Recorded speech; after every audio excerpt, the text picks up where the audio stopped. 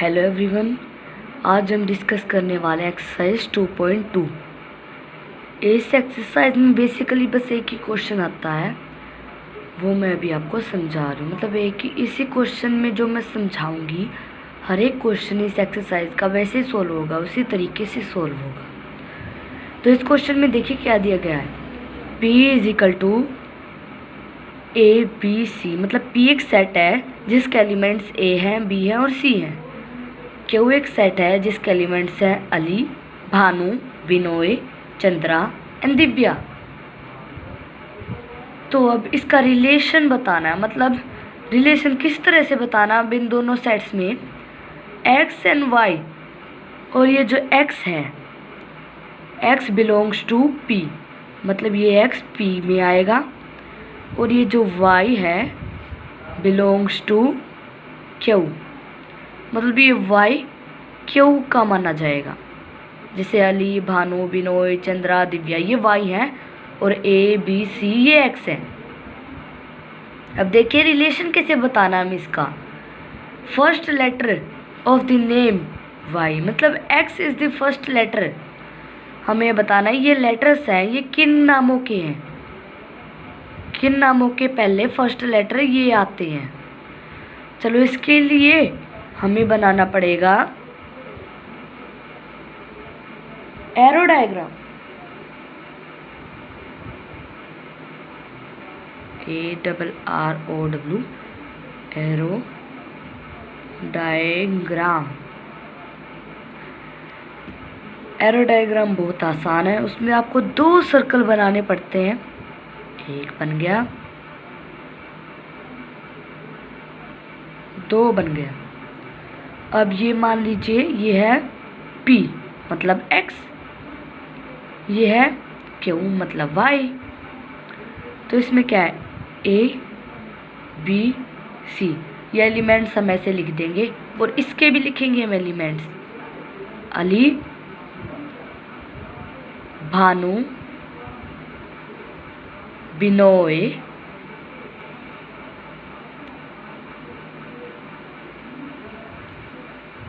Chandra and Divya. अब देखिए ए जो लेटर है वो इन नामों में से किसका है, इन नामों में से पहला लेटर किसका है, ए। इसका अली का ही है ना सिर्फ।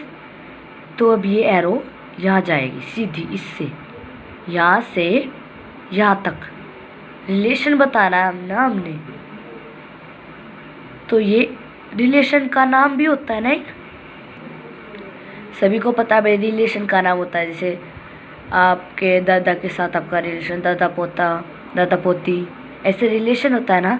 तो इसमें भी रिलेशन हुआ, इसमें रिलेशन क्या है R, रिलेशन क्या है P to Q, because arrow P से Q तक जा रही है ना। तो ये P to Q, ये हुआ रिलेशन यहाँ पे, अंडरस्टूड।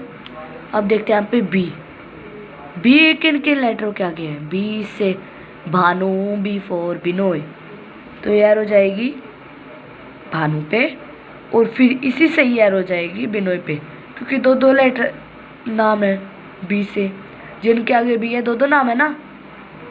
तो इसलिए ये एरो 2 के पास जाएगी।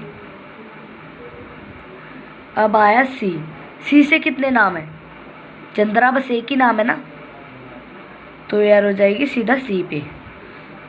तो हमारा एरो डायग्राम बन गया भाई। अब इसी एरो डायग्राम में हमें लिखना पड़ता है,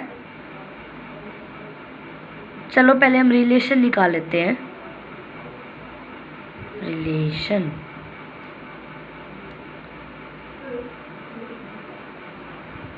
A Ali, B Bhanu, B Binoy, C Chandra. ये हमारे रिलेशन 4 हैं, रिलेशन इसमें है ना। और अब इसी में कुछ और 3 टॉपिक्स होते हैं, domain, range and last one is को डोमेन। अब इसमें डोमेन क्या होते हैं? जिन एलिमेंट से एरो जा रही है किसी दूसरे एलिमेंट पे, वे होते हैं डोमेन। मतलब जिनसे जा रही है, जैसे अगर यहाँ पे लिखा होगा ई और आ गया, मान लो यहाँ पे ई और आ गया, तो ये डोमेन में काउंट नहीं होगा। It will not be counted in domain. तो ये कितने हैं? 1 2 3। ए बी सी से जा रही है ना एरो यहाँ पे इस साइड, तो ये माने जाएंगे डोमेन। ए बी सी, ये है यहाँ पे डोमेन। अब आते हैं रेंज पे। रेंज हमेशा इस साइड की मानी जाएगी जिस साइड एरो आ रही है। Always we should count range in the right side, the right side where the arrow are reaching from the domain that are known as range.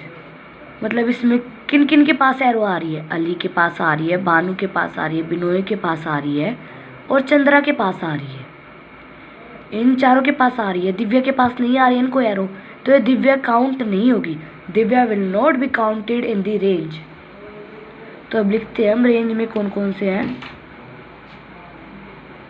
Ali, Ali,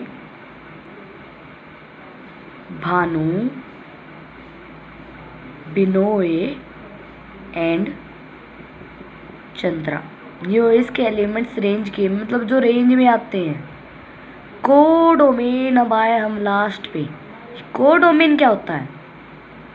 codomain जो राइट साइड, मतलब जिसके पास एरो जा रही है वे सारे माने जाते हैं दिव्या के साथ, चाहे उनके पास एरो आ रही है या नहीं आ रही है।